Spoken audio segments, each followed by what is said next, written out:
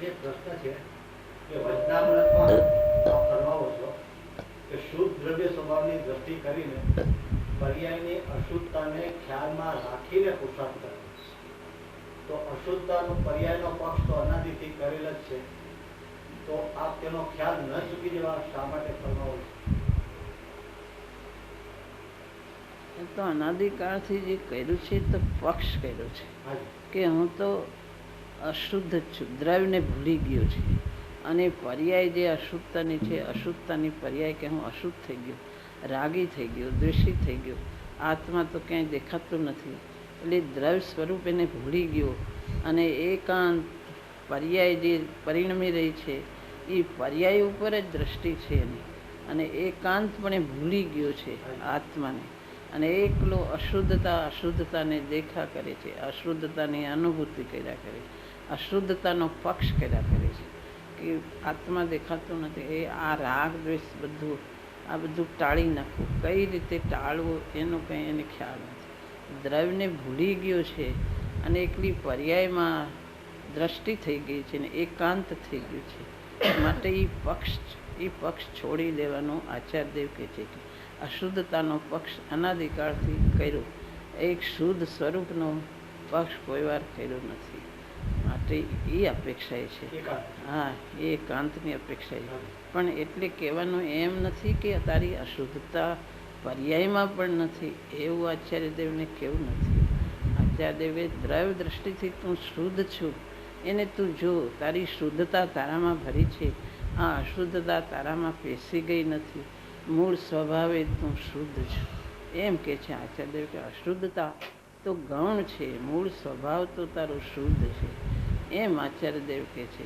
એટલે એમાં એકાંતની અપેક્ષા, એકાંત જે અશુદ્ધતાનો પક્ષ અનાદિકાળનો છે એને છોડાવે છે. પણ એટલી શુદ્ધતાનું લક્ષ્ય રાખીને પર્યાયમાં પણ અશુદ્ધતા નથી એવું જો હોય તો પછી એને પુરુષાર્થ કરવાનું રહેતું નથી. અશુદ્ધતા નથી તો પુરુષાર્થ કરવાનો છે એનો. હું શુદ્ધાત્મા જ છું, પછી કાંઈ પુરુષાર્થ કરવાનો રહેતો જ નથી. જેમ વસ્તુ છે એમ બરાબર જ્ઞાનમાં જાણે તો જ એની સાધના થાય છે, નહીંતર સાધના કેવી રીતે થાય? તો જે અશુદ્ધ દ્રવ્ય દ્રષ્ટિએ પૂર્ણ પણ પર્યાયમાં અશુદ્ધતા, પૂર્ણતાનું વેદન ક્યાં છે એને? કેવળ જ્ઞાનનું વેદન ક્યાં છે? વિતરાગતાનું વેદન ક્યાં છે? તો અશુદ્ધતા નથી એમ માની લેવું પર્યાયમાં પણ નથી, એ તો યથાર્થવાત નથી. દ્રવ્ય દ્રષ્ટિ પૂર્ણ છે, પૂર્ણ કૃત્ય દ્રવ્ય દ્રષ્ટિ છે, પણ એને પર્યાયમાં દુરાશ ન હોય તો એને વેદન થવું જોઈએ. વિતરાગતાનું કેવળ જ્ઞાન હોય તો કંઈ વેદન તો છે નહીં. માટે એ અપેક્ષાએ તું અશુદ્ધતાનો ખ્યાલ રાખજે કે દ્રવ્ય ઉપર દ્રષ્ટિ કરીને અશુદ્ધતા છે એમ તું ખ્યાલ રાખજે તો તારી સાધના થશે. દર્શન જ્ઞાન ચારિત્ર જે પ્રગટ થાય છે તારી અધુરાશ છે, હજી ચારિત્રની અધુરાશ છે. માટે તું અશુદ્ધતા છે એમ ધ્યાન રાખજે ને સ્વરૂપની લીનતા વધારવાનો પુરુષાર્થ કરજે. આચાર્યદેવ પણ કહે છે, અમૃતચંદ્ર આચાર્ય કે મમ પરમ વિશુદ્ધિ શુદ્ધ ચિન્હ માત્ર મૂર્તિ, હું તો શુદ્ધ ચિન્હ માત્ર મૂર્તિ છું દ્રવ્ય અપેક્ષાએ, પણ મારી પરમ વિશુદ્ધિને માટે આ ટીકાનો વિકલ્પ મને આવ્યો છે. એટલે મારી પરિણતિ કલ્માશિત મેલી થઈ રહી છે, મારી પરિણતિમાં હજી અશુદ્ધતા છે એમ આચાર્યદેવ પણ કહે છે કે હજી અધુરાશ છે.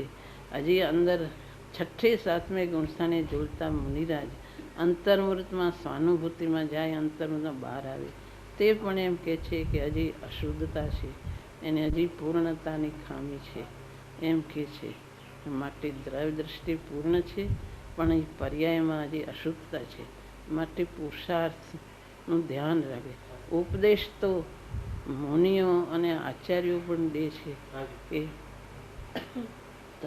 મુનિઓને કહે છે કે તું પુરુષાર્થ કરજે, એમ બધું મુનિઓને પણ મોટા આચાર્યોએ ઉપદેશ આપે છે. હવે મુનિઓ તો અંદર 6ઠે 7મે ગુણસ્થાને ઝૂલતા હોય છે પણ હજી પૂર્ણતા નથી, સાધક દશા છે. માટે બધો એમાં પુરુષાર્થ કરવાનો રહે છે, બધું રહે છે. 16 વળું સોનું કંઈ થયું નથી. 16 વળું સોનું, હજી સોનું ભલે સ્વભાવે સોનું જ છે, પૂરું સોનું જ છે, પણ હજી 16 વળું નથી થયું તો એ 16 વડાનો ચળકાટ આવતો નથી. છોડવડું નથી. લીંડી પીપરની તીખાશ એને ઘસ્યા વગર 64 પોરી એનો સ્વાદ આવતો નથી. 64 પોરીનો એમ દ્રવ્ય દ્રષ્ટિએ પૂર્ણ હોવા છતાં એનો સ્વાદ જે પૂર્ણતાનો સ્વાદ હોય એ પૂર્ણતાનો સ્વાદ તો છે નહીં, માટે અધુરાશ ઊભી છે, માટે અશુદ્ધતા ઊભી છે. એનો પોતાની કેટલી ખામી છે એ ધ્યાન રાખજે. સ્વાદ પૂરો તો આવતો નથી. દ્રવ્ય દ્રષ્ટિએ સ્વભાવે પૂર્ણ છે. બધી રીતે પૂર્ણ હોય તો એનો સ્વાદ આવવો જોઈએ.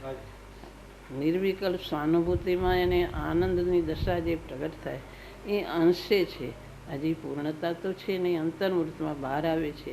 હજી પૂર્ણ સ્વાદ તો નથી, માટે અધુરાશ છે. પુરુષાર્થ કરવાનો છે, સાધના બાકી છે, માટે ઘણું કરવાનું છે. પદ્મનંદી આચાર્ય પોતે આલોચના પાઠમાં આલોચના કરે છે, મુનિની દશા તો કેવી હોય છે. તો પણ હજી સ્વરૂપની સાધના કરવાની છે. માટે મુનિનું હૃદય તો જ્ઞાન દર્શન અને ચારિત્રની પૂર્ણતા કેમ થાય એવી એમને ભાવના અંદર હોય છે. એટલે સાધનામાં તો બધું બધી જાતનું, જ્ઞાનમાં તો બધી જાતનું આવવું જોઈએ. દ્રવ્ય દ્રષ્ટિ પૂર્ણ, પણ જ્ઞાનમાં હજી પર્યાયમાં અધુરાશ છે. એ ખ્યાલ રાખે તો પુરુષાર્થ પડે. ખ્યાલ વગર પુરુષાર્થ પડતો નથી.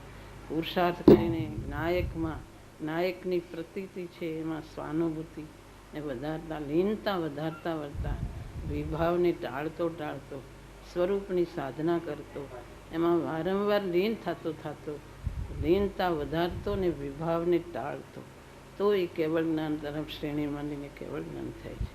માટે એની એ અપેક્ષા એ છે.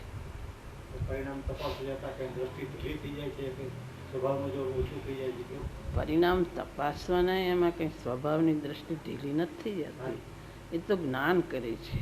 દ્રષ્ટિ તો દ્રવ્ય દ્રષ્ટિ તો સ્વભાવ મારો શુદ્ધ જ છે. દ્રષ્ટિ તો જ્ઞાયકને એક સ્તંભ કરીને જ્ઞાયકમાં જ પોતાનું તેથી કહેવાય ને, પોતાનું સ્વઘર છોડતી જ નથી. આ મારું ઘર તે ઘર જ છે, એ ઘરને છોડતી નથી. પણ પોતાની અધુરાશ જે બહાર જવાય છે, જે બાયણા પોતાના ઘરમાં ઊભો પણ બહાર જોઈ રહ્યો છે, એ સમજે છે કે મારા ઘરમાં તૃપ્તિ અને શાંતિ પામીને એમાં નિવાસ કરું કાયમને માટે. એ તો છે ને, એમાં કે દ્રષ્ટિ ઢીલી નથી થતી, પોતાનું ઘર નથી છોડતો, પણ બહાર જવાની પોતાની ખામી છે એ પોતે લીનતા કરે છે. અંદર એ તપાસે કે આ મારી અસ્થિરતા છે. એમ પરિણામ જોવાય એમ ઊભું નથી રહેતો, પણ આ વિભાવ છે એના ખ્યાલમાં, જ્ઞાનમાં તો બધું આવે છે. એને લીનતાની આ બાજુ લીનતાની ખામી છે, એ બાજુ વિભાવ ઊભો છે. હું મારા સ્વઘરમાં નિવાસ કરું, કાયમ બહાર જાવો જ નહીં, એવી એની ભાવના હોય છે. પણ ઘર પોતાનું છોડતો નથી. પોતાના ઘરમાં રહીને બહાર બાયણામાં ઊભો વાતચીત લેવડ દેવડ કરે છે, ઘર નથી છોડતા.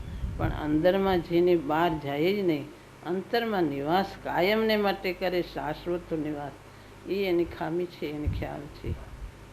કોઈ વાર અંતર્મૂર્તિ મુનિઓ નિર્વિકલ્પ દશાને પ્રાપ્ત કરે, સમ્યક દ્રષ્ટિ એની દશા પ્રમાણે કરે, પણ તો એ બહાર ઉપયોગ આવે છે.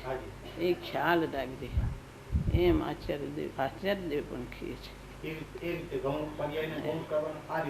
આ રીતે છે પર્યાયને ગૌણ. દ્રવ્ય દ્રષ્ટિ તો મુખ્ય જ છે, ઉપર ને ઉપર જ છે. એ તો ઉપર જ છે. ઘર પોતાનું આગળ જ છે, ઓલું બધું ગૌણ છે.